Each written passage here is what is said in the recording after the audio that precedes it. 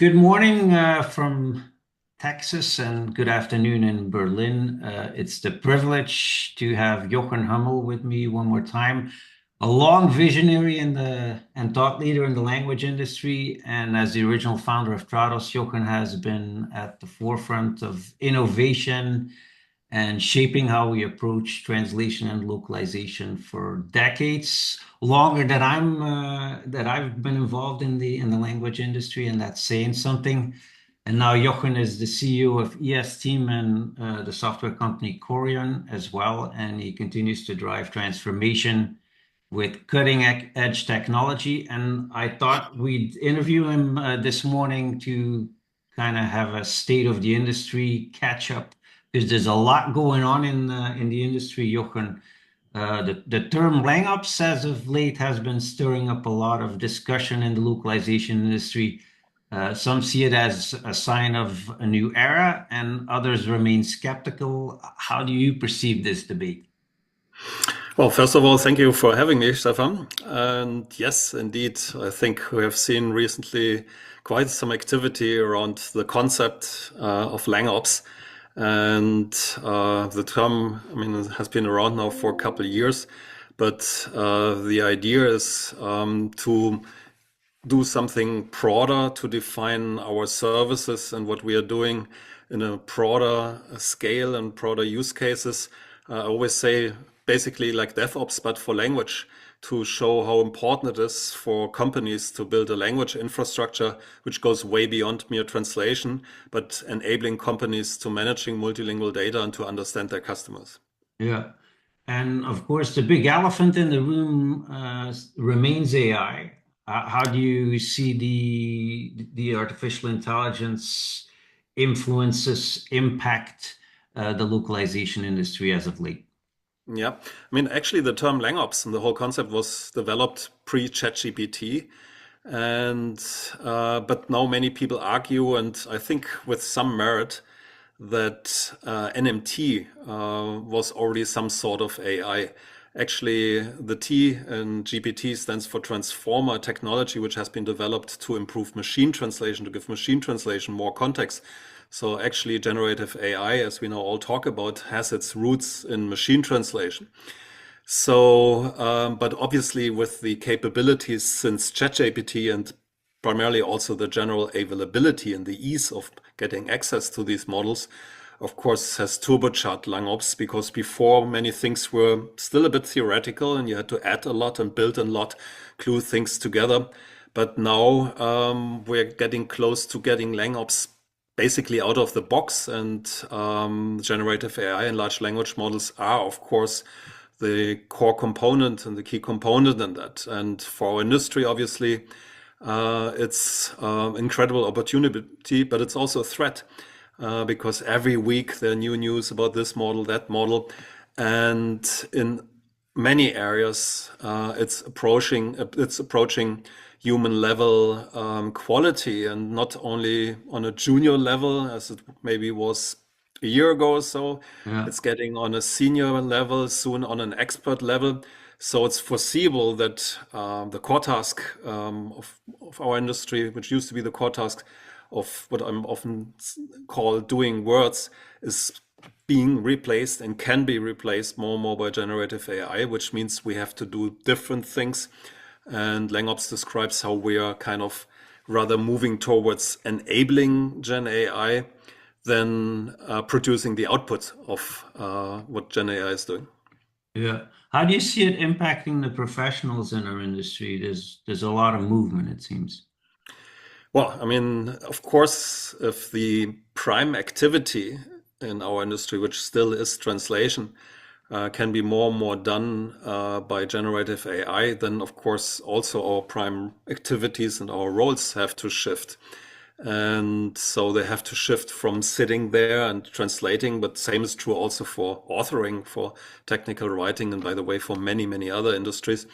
So our prime activity has to shift from actually doing the work towards enabling AI to do that work. And I think that's actually not a bad thing, because it allows professionals to multiply their knowledge.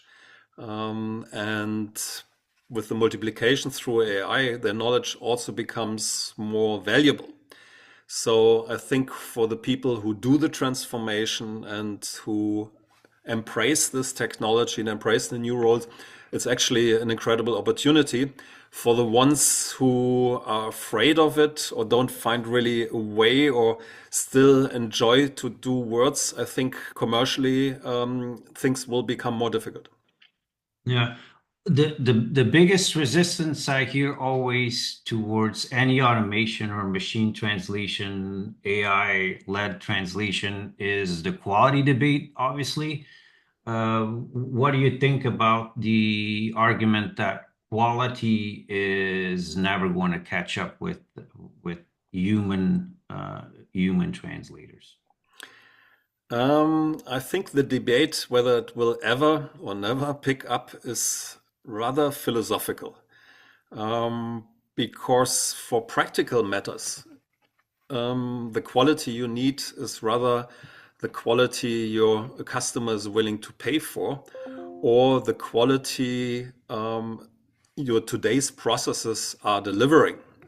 With this ever or never, this always implies that the human produces a perfect quality and that this quality is the golden standard. And that's an idealization, because actually when you outsource translation, or when I would do a translation or write something, it's not perfect.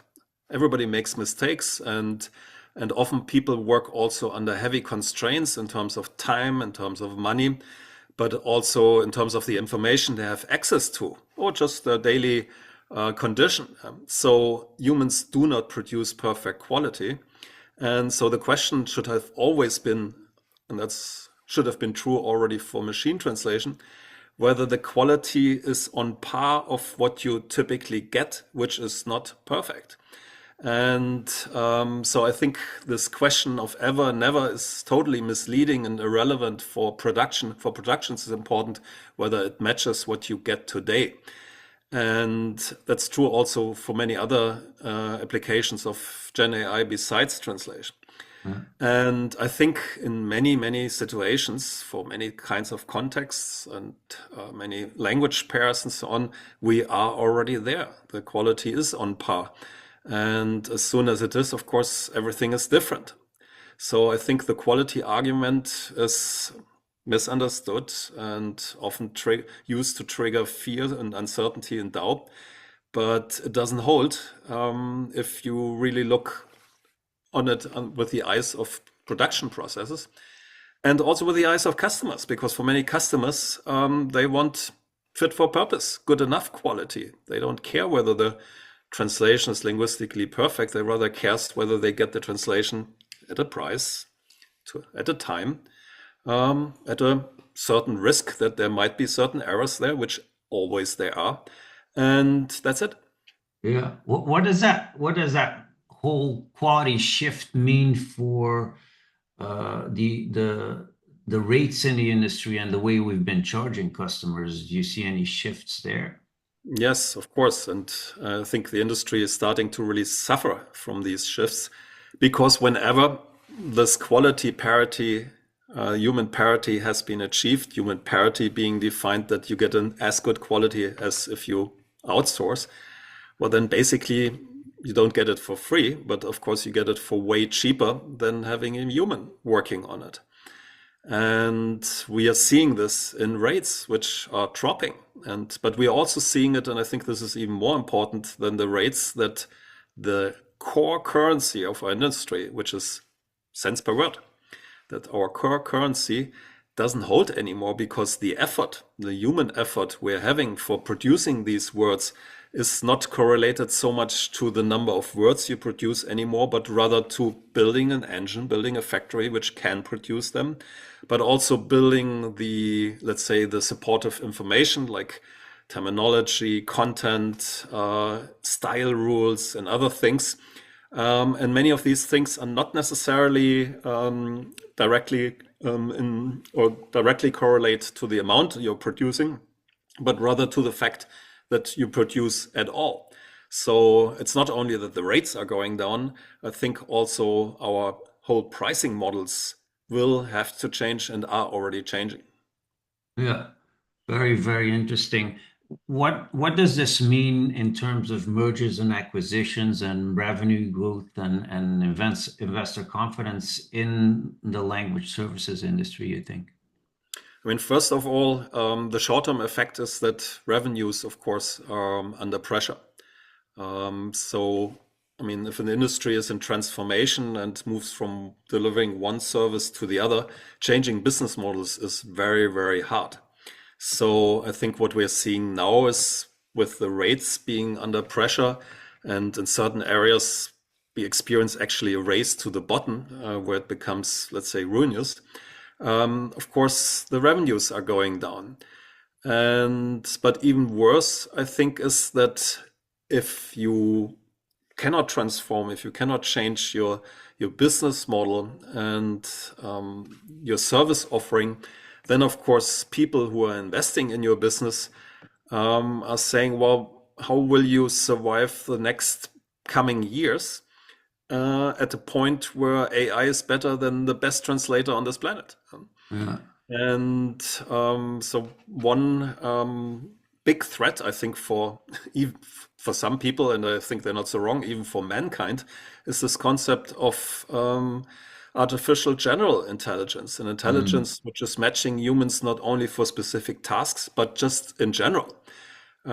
People are talking about the singularity, and I was always struggling with this expression. I thought this is some sci-fi stuff.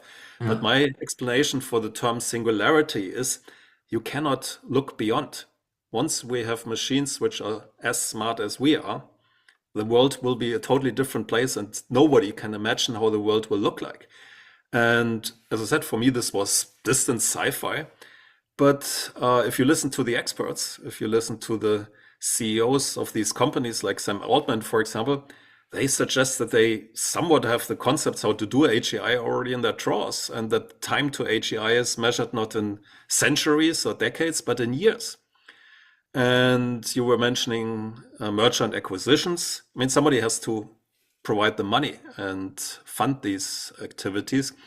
And VCs, they think typically in time periods of 7 years for fund or an investment, private equity 5 years. But if experts are out there and are predicting that within years we're getting close to AGI, well, then of course, whatever service market standing and whatever workforce this company is currently having, it will become obsolete. So I think one of the reasons why we see valuations going down and M&A activities cooling down is that it's way harder to finance these things because investors just don't know what will happen. And at the speed AI develops anyhow, who can blame them? I mean, every week there's something new. Yeah. And in such an environment, to make an investment which is supposed to deliver value in 5 or 7 years, that's a tall order. Yeah, pretty heavy stuff. What does this mean as far as transformation requirements in the industry? Where what are we gonna do? I've heard a lot of people kind of alluding to the fact that we're moving from a service industry maybe into a more SaaS oriented environment. What's your take on that? I mean, the thing is, I always treat AI a bit like a human being. So you have a smart person, well educated. Maybe that person also has access to a lot of general knowledge. And now that person is hired by a company. That person will have to learn how that company names things, the specific knowledge of that company, the style, and already what has been written, and so on and so on. And this stuff is not necessarily available in the general public because a lot of this information is behind firewalls. So you need to add that knowledge. And if you have, let's say, the general capabilities of writing, translating, understanding text, and now you need to add the specific knowledge of that domain or of that company, and only combined it can produce decent work. And I think this will stay true for many years. So the main transformation I'm seeing in instead of doing words, we will enable AI to do proper words. So we will add the multilingual knowledge. We will curate the content which can be used to prompt the Gen AI in a proper way. We will have to build somehow the systems where all these things work together. We might be involved in fine-tuning large language models. So I see there the transformation. And since we're talking about multilingual data, a lot of this work has to be done in many languages. It requires high quality data. It requires checking, verification, and so on. And I think that's where we can play the strengths of our industry. We know Yeah. how to deal with many languages. We know how to tap into a pool of experts which are distributed all over the globe. We know how to name things, how to collect databases, how to curate content, and so on and so on. And I think we need to build on these specific capabilities and talents. And then I think the future will be brighter than it might appear for some. Yeah, and that's maybe an opportunity too for humans to be involved. A lot of people are talking about humans in the loop. Is that the way you see it too? That there's still human activity Yeah, in I that think in that? this human in the loop concept is more like the AI produces something and you do like post editing or you verify things. That, of course, is how the workflows are built today. And depending on the type of information available, the quality of the Gen AI, the quality requirements, and so on, there will be more or less of that. But I think that human in the loop activity, of course, will go down and in many workflows eventually will completely disappear. So it's also not something I would sell to an investor. I think that's also something which rather will go away. I'm more talking about enabling the AI so that no human needs to verify it. And that task will become way bigger and way more important, and particularly, and that's what LangOps is about, to come back to where we started, particularly if we would redefine actually what we are delivering, what we are companies enabling to do. I think most in our industry think, and there's a tagline which summarizes this nicely from a major player in our industry, most of us think that we are helping companies to be understood. So I have content and I want to broadcast that content in Brazil or in the Czech Republic. Obviously, I have to do it in Brazilian Portuguese and in Czech. Otherwise, nobody will understand me. But that has this old model that there's a company has a lot of content and it's publishing that content globally and wants to be understood. I think it's way more important, and already for quite some time actually, not to be understood, but to understand. Because in a professional environment, many people speak English anyhow. It's not such a big deal to be understood. But the other way around, when they talk back, when customers talk to companies via chatbots, via support lines, while sending emails, while searching on their product pages, while writing about them and their products and the experiences they had with them on social media. So when they talk back, most people do this in their own language, even if they are perfectly capable of understanding an English manual. When they talk back, most of the people want to do this in their own language. And in many companies, if you don't speak the company's company language, English or German, you are just not heard. You don't exist as a customer. And so if you go beyond translation, and that's the principle of LangOps number one, understand all your customers, not be understood. That's not so difficult. No, to understand. Then, of course, you're widening the application of our data, of our knowledge, of our services to cover basically every customer-facing activity of a company, and not only making sure that content can be broadcasted. Yeah, and if we're going to be required to go multi-directional or at the very least bi-directional and have people talk back to us, there's going to be a need for transformation in our industry. What are the lessons you think that we can draw from this, and how do we move forward? we need to realize that we are sitting on some assets. I call them linguistic assets. And these are in the, let's say, in the content we are producing.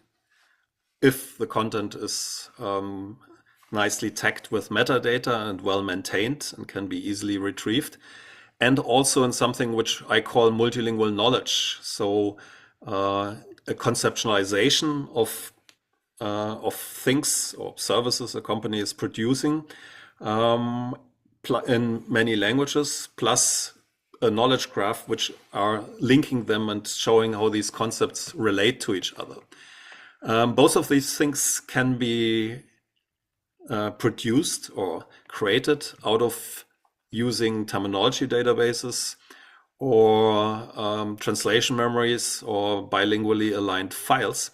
And we have a lot of these, and we know how to deal with them. And with modern technology, we can elevate terminology databases and translation memories to linguistic assets, which are not only helpful for saving a few pennies on translation, but for providing the multilingual knowledge for textual AI.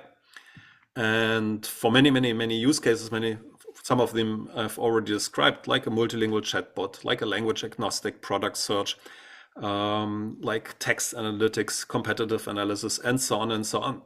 So we're sitting on these assets. We know how to curate and maintain them, but we have failed so far to understand that they can be used for more than just translation. And I think that's the step we have to do. And LangOps provides let's say, the umbrella and the strategy behind, and a term how this can be explained also to, let's say, colleagues in other departments and companies, so that they understand actually what we are offering and what we are sitting on. And then we're getting to this transformation where multilingual knowledge and multilingual AI is used not only for being understood, but for understanding. Yeah, very interesting. And I second that idea that, we need to somehow break out of the translation box. I see a lot of LSPs all of a sudden be experts in AI, which is a bit surprising that can happen overnight. So you'll forgive me my skepticism. Who do you think is best positioned to lead the transformation that is required in the language industry? I mean, of course, everybody talks now about using AI, having AI-driven workflows, AI here, AI there. But I think the mistake they're making is that they are saying, okay, before I used Google Translate, and now I use Gen AI, or before I used the model for whatever, named entity recognition or quality estimation, now I use AI for doing that. So they're replacing existing components and existing workflows with an AI component, which maybe does a better job, right? That's an incremental change and might give you a couple percent here, a couple percent there, but it's fundamentally doing the same. The shift happens and the transformation happens if you're not asking, what can AI do for me? And how can I replace this component or that component? But rather, what can I do for AI? And then, of course, you get into the wild world of LangOps. So as long as we stick to, okay, I have my translation tool, my TMS, and I want to support and be getting more efficient in producing translations, not much is changing. It's an incremental little change. But if you reverse the thing and think about what we can do for AI, and that's what LangOps is all about, then suddenly the world becomes a very bigger one and the future a way brighter one. Just by sticking an AI label on your TMS or your CAT tool doesn't change anything. Yeah. And up until very recently, I got the impression that maybe one of the drawbacks was costs, because developing these LLMs is a costly thing. There's lots of data involved. Then in the last couple of weeks, we've heard a new word dropping on the scene out of the blue called DeepSeek. Now the Chinese are getting involved. What do you think the effect of that is going to be? Yep. Well, I mean, just a couple of months ago, I was at some AI conference, and I heard this in a few places where people said, "Look, AI companies are burning billions because they're subsidizing an incredibly inefficient technology. And if they ever want to make money, eventually this will be tokens will be so expensive, the whole thing doesn't work commercially, and is a big scam basically because you get a service which is not allowing the companies to make money. And well, I mean, it's a fairly new technology, and I always thought, well, I think there are more ways than making this more efficient than throwing metal against it. And buying these expensive, installing these expensive GPUs, or like Trump in his first week call Stargate, the Stargate project, and say we put 500 billions into building data centers. I always thought, well, I think there's still some space to do something smarter algorithmically. And here we go. A Chinese company called DeepSeek improved the algorithm, and not by 20% or 30 or 40%. I mean, they offer the service which is a factor 30 cheaper. And so whenever you have something which is an order of a magnitude faster or cheaper, the world is a different place afterwards. And that's what we have seen 2 weeks ago when they pressed the button and the whole tech market tanked, and Nvidia had this biggest loss, or the biggest loss a company ever had, of 600 billion, because they improved the algorithm. And the important thing or lesson for us is, and I'm still excited about this, is that before I said to my development team, look, we have to stay away from training or fine tuning or offering an LLM because we can't afford to do this. It's way too expensive. I never can make a business out of it. And as long as OpenAI and other companies are subsidizing the services, well, I would be stupid not to benefit from it. Now, after DeepSeek, suddenly we can. And it's open source, which means I can run it on my computers. Some people said, oh, and if you ask it about Mao or the Tiananmen Square, it will give you a funky answer. Well, first of all, for most of our use cases, this is totally irrelevant. But Yeah. B, I can install it and run it on my computers, so there's no security issue whatsoever.